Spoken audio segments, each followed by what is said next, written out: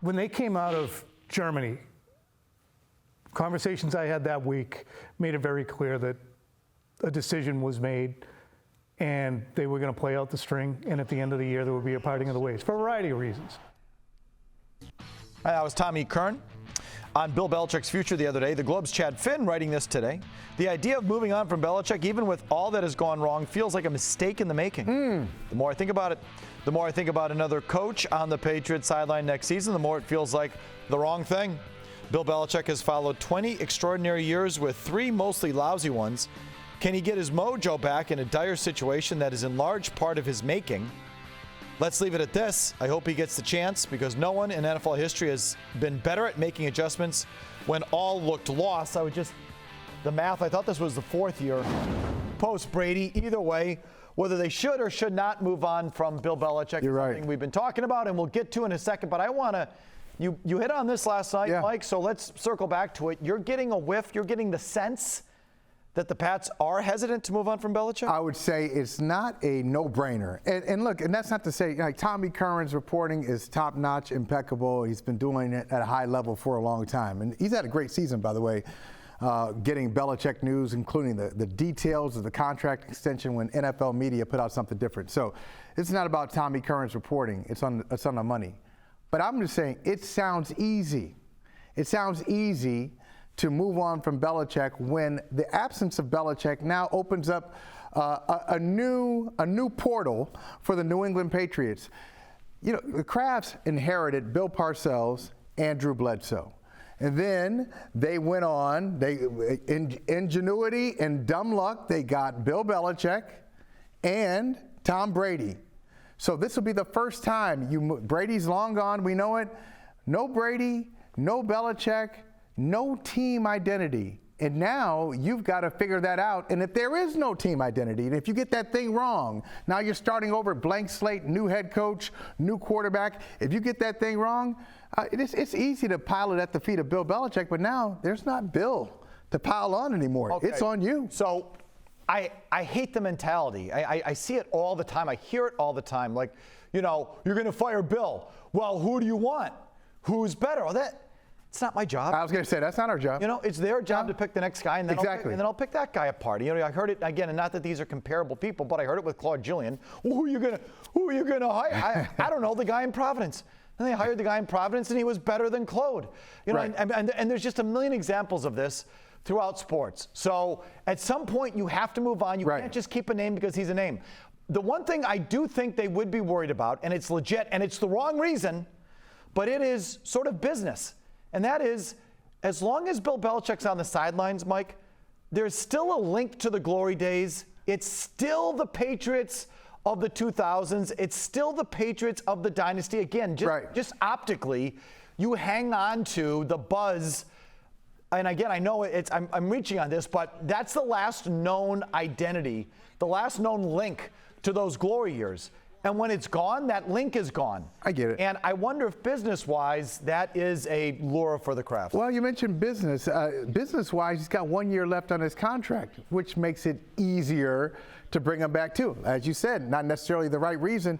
But what if you just say, look, we're going to get everything in place. We got everything in place. We know who the successor is. We're going to tweak the front office.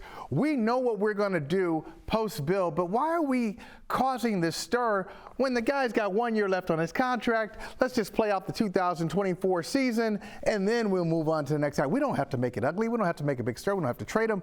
We don't have to fire him. We don't have to do any of this stuff because he's got 1 year left on his contract. By the way, shame on you. The next guy was not better than Claude. He was in the regular season, but give Claude the credit for winning that Stanley Cup. Okay, well, I mean, you know what I mean. Championship. Life wasn't over. It was not over. Whoever the next guy was. And you're talking about the greatest coach of all time, so it's hard to just say, all right, I don't know who's going to be next. Yeah, you got to think about who that next guy is. Although, Mike, give the Krafts credit for this.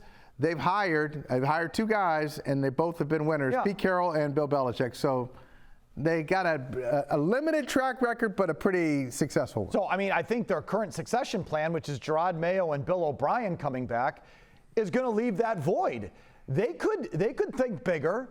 If they brought in a Harbaugh, a Vrabel, someone with the name, someone who's done something, I think that would that would mitigate that. But this vacuum that I think they might be afraid of, Bill gone, the greatest of all time, and what's left, I mean, could be of their own making. Now, would a win over the Chiefs on Sunday sway the Belichick decision? Because Eric Wilbur of Boston.com thinks the Pats are going to pull off the upset, writing the Pats are either going to soar to victory over an increasingly dysfunctional Chiefs team, or we're going to witness the sort of memorable contest that will make ESPN, NBC, or whomever think twice the next time flexing the Patriots comes up in the conversation. Belichick is never better than when he has an axe to grind. This is just ridiculous.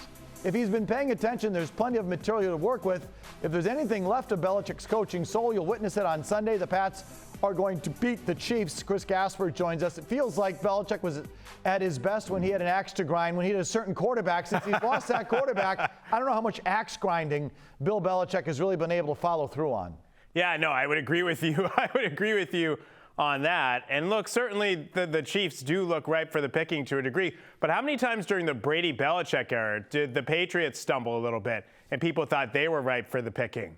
And it was like an on to Cincinnati situation, or they bounce back. So I'm not saying Kansas City is going to do that, but I think people now are sort of going the opposite. They're going too far in the other direction, saying that, the Chiefs are going to be easy pickings at this point. I don't think so. If anybody has an axe to grind or extra motivation for this game, I think it's the Chiefs. They feel like they were done wrong. They were not, but that's how they feel, and they feel like their season's slipping away a little bit, which it may be. So I think you're going to get a highly motivated Chiefs team coming here on Sunday, not one that's going to mail it in. But back to the matter at hand. You think they should keep Belichick, don't you? Yeah, but I have to be honest, it's more about the sentimentality than logic. I like nice numbers. To me, 25 in one place is a nice number. 50 in the NFL is a nice number. I would bring him back, but I think he can only come back if he's willing to give up or share significantly personnel control. And part of that would be, again, I'm playing the role of the Crafts. This is what I would do. I'm not saying this is what they're going to do. I would say we're bringing in somebody from the outside. Enough of the attendance, enough of the, sort of the Matt Groves of the world. We need to bring in somebody that has done something personnel-wise somewhere else in the league that has a different philosophy. Because you guys were talking about the brand. And, the brand is great, but, I do the Patriots pregame for all these home games down at Gillette. It's been pretty dead most of the year. I give the fans a lot of credit for sticking out the rainy game against the Chargers, but this is the lowest scoring team in the league. Your brand is boring, not Bill Belichick. Your brand is boring. And so why wouldn't you want to change that if you were ownership, other than you're constantly huffing and puffing about blowing the hoodie's house down and you don't do anything about it, which has been Robert Kraft for about 3 years?